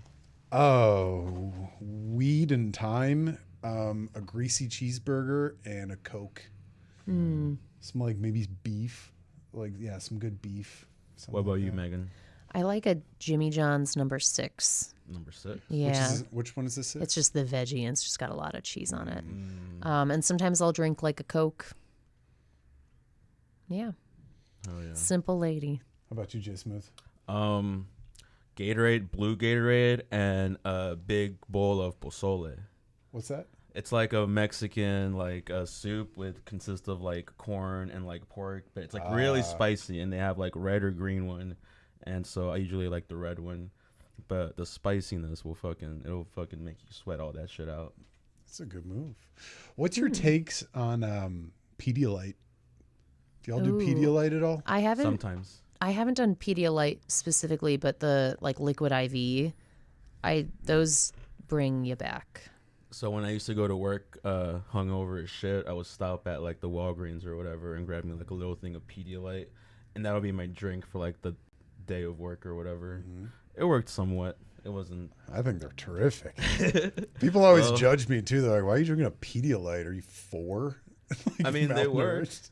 They work somewhat for me. They do great. The liquid IVs, I'll bring them. They're part of my producer kit. Makes sense. And they're just, if people are like dehydrated or some days the days are really long. So like I'll have one of those and it is kind of like magic. They just bring you back. If you're rich enough, you can get people to come to your house and shoot IB on you. And you. Yeah. Ooh. You get the drop bag. That'd be pretty sweet. Yeah. I'm afraid of needles. I don't think I'd ever want to do that. You're afraid Yeah. of needles? Yeah, I'm deathly terrified of like syringes. getting Yeah. Poked. Yeah. I could pass on that too. Yeah. I lost my fear of needles after like my 3rd tattoo. Well, that's Oh. different because that just kind of shaves the skin. It's not injecting, you know. Well, if you look at it closely, it's like 10 different needles just poking Right. at your skin. Ugh. Oh God. I've always thought that I'd like to get a tattoo, but I don't think I would be able to pick something that I would be happy with like 2 weeks later. I've always thought coordinates would be cool, like a Lady Gaga tattoo on her arm. I think that's a cool spot for one, but what would I get coordinates of? A film reel might be kind of cool, like old timey film. Around your. You know. When I started Third Keep it Wheel, hidden though. Keep it hidden. yeah, when I started Third Wheel, we had like these. Our logo was so janky and it was so like basic, and we had like these 2 backwards E's.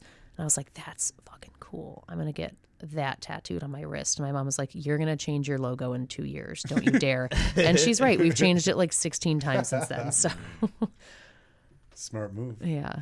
What's your number 1 fear, Megan St. John? Oh my God. The bugs with all of the legs. Oh, millipedes or centipedes? I call them silverfish. I think that's not correct. Oh, yeah. But like they're the fucking hairy nasty ones, and I'm hoping I don't see any in our house before Brian gets back. He's out of town this week. I will have to move out.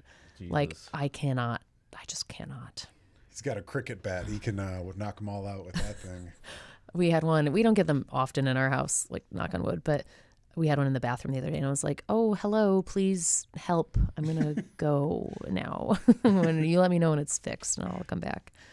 Yeah, they're so gross. What's your biggest fear, Jack? Dying alone. No, I'm kidding. I'm very claustrophobic. Partially. No, I'm kidding. I'm kidding about the dying alone thing. I could die alone, plenty fine. I'm super. I prefer it actually. Yeah, right. Yeah, not making a big deal. No, I'm deathly afraid of. I'm claustrophobic. I'm super claustrophobic. When I get to a point where like I can't move my arms and I'm like kind of bushed in somewhere, I get a little panicky. because I got big shoulders, you know. I'm a city of big shoulders kind of guy. Big strong man. I'm a big strong man. But when my arms are like pinned or if I'm in like a tight area, I fucking hate it so Yeah. much. And I think one of the things that really caused it, well, when I was a kid, I was making like an igloo out of snow, and it caved in on me, and I was like caught in there, and I was like 6 and just wigging out. I was able to like dig my way out. Luckily, I was like right in front of my house. Wasn't a big deal. Someone would have found me. But It'll teach Pull you to me have up. fun as Yeah. a 6-year-old. Yeah. pull me up on my ankle. Come on, you little dumbass. No, I think that. And then in 2010, when the Stanley Cup came to Chicago, when the Blackhawks won it, and they did the big rally and everything, I was there like on Michigan Avenue, pretty much right in front of the Blackhawks store where it is now. Was that Churdy Tree Whacker, and I was right there, but I just remember millions of people pushing behind me, and I just remember feeling that pressure of all those people, and it just wigged me out. And I was also wearing like a long hockey jersey, so I would hate that. yeah. And ever since then, I just kind of need some open spaces. So let's not get you in the front row of a really big concert then, because that's literally all that is. It's just Right, yeah. Probably not my scene. I'm more of like a blues club, low light. I'm chilling on my own couch kind of thing, you know. Yeah. little jazz band in the corner. Yeah. Nothing too chill. No, nothing too crazy. Hell yeah. What about you? What's your biggest fear? Failure. Just kidding. I think heights, or being able to see from a big height. Because I can do like elevators and like fucking, I can climb up the stairs as long as I'm like not looking down. Like, you know, like those back like fire exits or whatever. I can't do those because you can see all the way down, and that shit is scary. But if I Yeah. couldn't see it down, like I don't care how high I am, but You Yeah. get that little heights. tingly feeling on Dude, your like balls. I can feel it in my stomach, bro. I'm just like, I need to get down. I need to get down. That's why I can't do roller coasters either. Oh, really? Cause I'll fucking I don't know, man. I have a weak stomach. I can't do it. Are you a puker? No, never have. I've been on only a handful of roller coasters. Never puked. Felt like it. I felt nauseous for sure, but yeah, heights. I fucking hate heights. Yeah. Oh, sometimes you gotta build it in. I used to like roller coasters and like carnival rides and things like that, but now I'm an old person and I feel like I would not do well on them, and I feel like I have bad luck. So I feel like we went on a shoot like a year ago and we went to Vegas and we did that New York roller coaster, and I just had like visions of myself falling out of it. But then I went on it 2 times, like whatever, it wasn't a big deal. But you know, there's always that little bit of me where I'm like, I'd be the news story. You know what else I'm afraid of? Driving behind one of those log fucking trucks or whatever. truck. I feel like anybody between our age that grew up watching Final Destination, Yeah. we're all afraid of that. They're making a new one of those, right? They are, yeah. Yeah. They just dropped the trailer for it. Oh, I won't see it, but tell me how it is. They all die. Yeah. Oh. If you could pick a way to die, how would you like to die, Megan? Holy shit, Jack. Sorry, I'm getting into the real pressing questions. If you had the option, how would you? How would I? And are you an organ donor? Do you have your will filled out? I am an organ donor. Good for you. I don't know. I guess maybe like cute like in The Notebook or something. Severe dementia.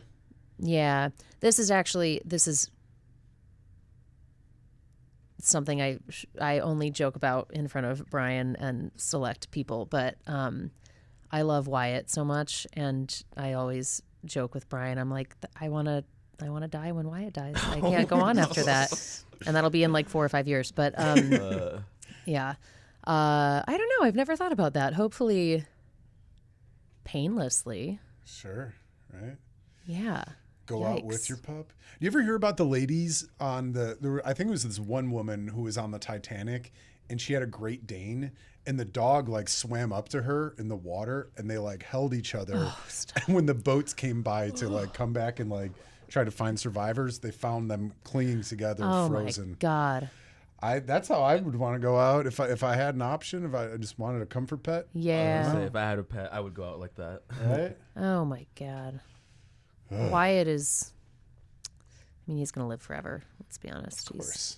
Misty, she'll live forever too. But I'll have to think about that. Yeah, I don't know. How did you come up with the names Wyatt and Misty? So Misty was her shelter name, and we didn't want to change it because she had it for a long time. Wyatt's shelter name was Kai Kai, and we didn't like that, and he did not respond to it. So we looked at Wyatt, and we said, you look derpy as shit, and your name will be Wyatt. And that's how we named him. Derp. Derp. Wyatt Derp.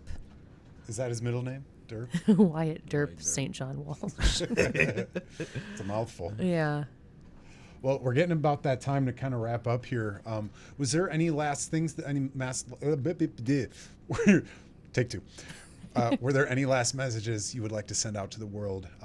Things that you want people to get from this episode? Yeah. So I actually I'm working on I know we talked a lot about like funding and things like that during this episode. And I didn't mention like crowdfunding campaigns. I am working on a film right now that I'm slated to direct, which I'm really excited about, called Stick Mom. The Adventures of Stick Mom. I don't know if we have an exact title for it just yet, but it's a really cool animated piece. It's going to be like a mix of animation and live action, and it's about a cool little mom car decal that gets separated from her stick family at the car wash, and she goes on this like, wild and crazy adventure to go out and find her family. And it'll be a really fun short, and we're crowdfunding for it right now. Again, like, how do you make short films? Like, you just go out and make them. This one's a little tricky because it is going to be very animation heavy, and we have a great group of people, a great team, an awesome animator on our team as well. So we want to go out and make it, but we do need some additional money for animation. So we do have a crowdfunding campaign on Indiegogo right now, and would love support if anyone wants to go out and give us some love. Help Stick Mom get back to her family. Yeah. And that's what I would like to plug. So terrific. Yeah. Well, we'll definitely put that down in the description below. So if you folks want to contribute to that, again, Indiegogo that it's on crowdfunding. Yes. Yes. Great. Yeah, we'll have that down in the description below. Yeah, check it out. Megan's a terrific director and filmmaker, and it would definitely be a lot of fun. The trailer for it is really funny too. Thanks. It's really, really cute. Yeah. It was a fun little concept, and it's going to be an awesome short. I think the plan is to maybe do it as a proof of concept, but again, the animation locations is like another big one. There's a lot of stuff that goes into just like there's a bunch of different locations, and then the animation and compositing. So that's something that we're asking for some money for.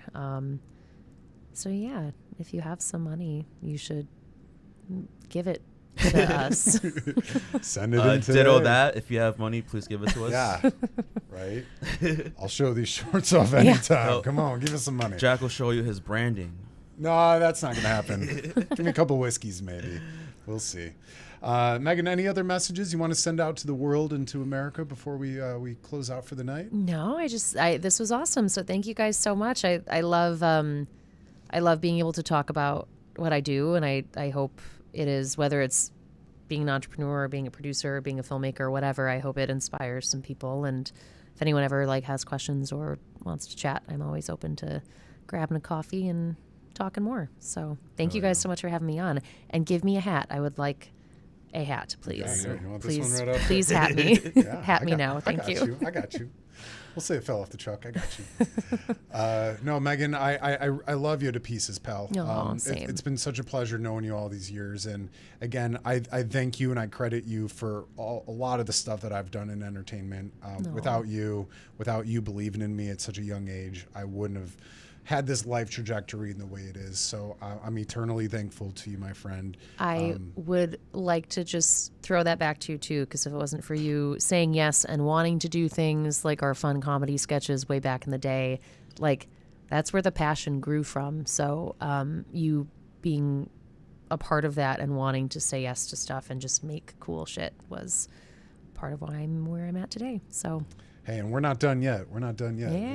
This is the opening act. Boiled kid. Part 2.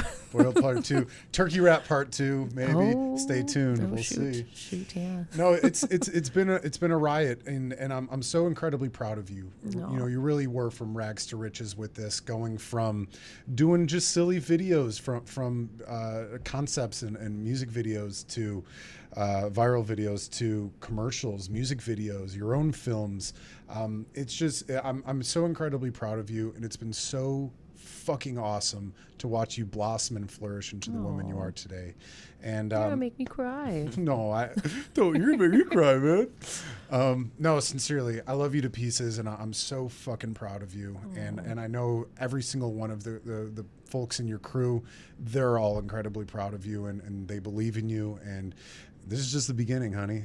You got a lot in store for you, and we wish you nothing but the best of luck along the way. And we're here in your corner fighting with you. Thank you. That is so sweet. I am going to cry. No, don't. If you cry, I'm gonna start Oh, crying. God. Well, And I let's can't go to a cry. bar and cry together. Yeah, I can't cry in jean shorts, dude. Nobody's gonna make fun of me. No one's ever gonna watch the show then, man. It's bad enough that you're crying, but in jean shorts? Come on, Crying in man. jean I can't cry in jean shorts. Not just any jean shorts, jean short shorts. Yeah. You leave these puppies out of the way. I hope the camera is angled appropriately at that. Yeah. It was it angled right at it. They're a little white and pasty right now. But thank you for Talking the about shirt, his too. legs, by the way. Yeah, of course. Yeah, goes without saying. Yeah. Well, we're going to wrap it up here. Thank you guys again for joining us here at Hawkwind's Radio Picture Show. Again, if you're interested in any of Megan St. John's work, we have a bunch of her works and links down in the description below. Check out Hike Creative. Check out some of her independent films. And she's got a lot on the horizon, so please follow her on social medias. Again, go down in the description. We're going to have all of that down there below. Give her some like, give her some love. If you're looking for commercial work, go her way. If you know somebody who's also maybe looking for commercial work, send it her way. Thanks. Again, all down in the description below, hikecreative.com. Hike Creative. We are Hike We Creative. are Hike Creative. We are Hike Creative. HikeCreative.com will take you there too. Yeah, check them out. They got a phenomenal library of work, and they're just getting started. It's just only one way up from here. Jack, I got one last question for you, buddy. What's up? If we had one giant silverback gorilla versus 100 men, what do you think will win? I saw that Mr. Beast was doing that. Is that a was- real thing? 100 people versus 100 one gorilla? 100 full-grown men versus one giant silverback gorilla. Now, what do you ask me? Would I be a part of that 100 Who would fleet? win? 100 people. 100 people for sure. Really? And it depends on the dudes. I think if they're like Average dudes, not like street fighters or anything. American average dudes or like worldwide average dudes. American average dudes. I don't think Chances are less then. people from other countries wouldn't be as dumb to do that. True. Well, when you take out the stupid fearless factor of that, I don't know, bro. I think 100 people would take on a gorilla because they would just have to like hold him down and then just have like the strong dude hit him in the chest. I don't know. Have you ever heard that Mike Tyson was trying to pay a zookeeper 10 grand to let him fight a silverback gorilla at the zoo? way. The guy was like, I just can't let you do that, Mike Tyson. You didn't let him do it. Wild. But yeah, no, I think 100 people, average sized people, would probably win. What do you think? I think the silverback gorilla could easily rip apart a human. So if he had enough time, You would do probably 100? silverback gorilla. But if it's 100 people at one time, Well, how many of them could actually get close enough to? I mean, maybe like 2 or 3 or 4 at a time, because you know. I don't know. I 100 think you people just behind dogpile them, you know? You just dogpile them. I got my money on the humans. Well, we'll let the internet decide that one. We'll ask AI. We'll see what happens. Anyways, that was my But- last question. That was a good question. Well, maybe that's our challenge for everybody. Go out there and fight a big silverback gorilla. I'm kidding. Don't touch gorillas. They did nothing to you. And R.I.P. Harambe. R.I.P. Harambe. No. Humans would win. I think humans would win. Hopefully, we'll see. We'll agree to disagree. All right. Well, tune in next week where we have 100 men taking on a silverback gorilla right here at Hawkwind's Radio Picture Show. Thank you guys for joining us. We usually end each show with a message or a mission for you guys to go check out, and I'm gonna make it.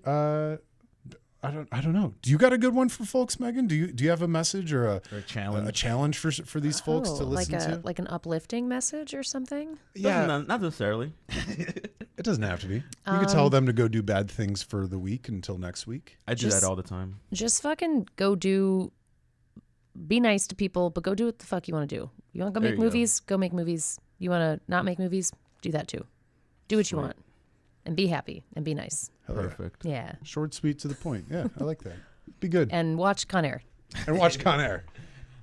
Tweet Nick Cage. Let him know you're watching. Let him know he's the shit. Tag Nick Cage on this until he sees this. Yes, please, Nick Cage. We love you. Come on the show anytime. You're always welcome here. Well, guys, thank you guys for joining us. We're going to tune on out of here. My name is Jack Dwyer. And I'm Jay Smooth. Thank you guys for watching Hawkwind's Radio Picture Show. Again, we're here every single Wednesday at Q4. If you enjoyed the show, hit like, hit subscribe, send it to some friends. Send it around. A like and a share goes a very, very long way. Until next time, you guys stay groovy.